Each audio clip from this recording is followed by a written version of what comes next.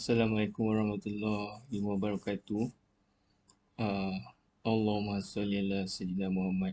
Allahumma salli ala Sayyidina Muhammad. Syurga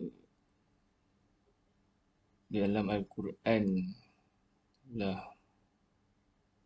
meringkaskan, saya akan meringkaskan, buat satu ringkasan, saya terpaksa buat ringkaskan. Di dalam Al-Quran terdapat 4 tahap kesyurgaan. Tapi di sini saya boleh bahaskan lah. Memang saya dah ringkaskan tapi saya akan bahaskan.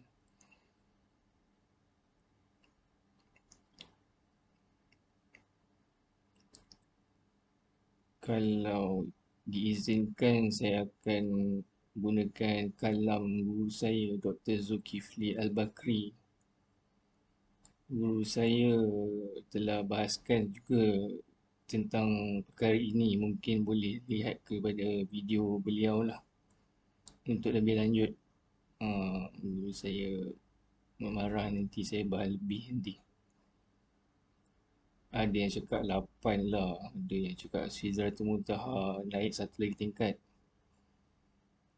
Naik satu lagi tingkat terus Sidratul Muntaha 8. Nanti tengoklah video Dr. Zulkifli Al-Bakri tentang tahap-tahap kesyurgaan di dalam berdasarkan penjelasan di dalam Al-Quran.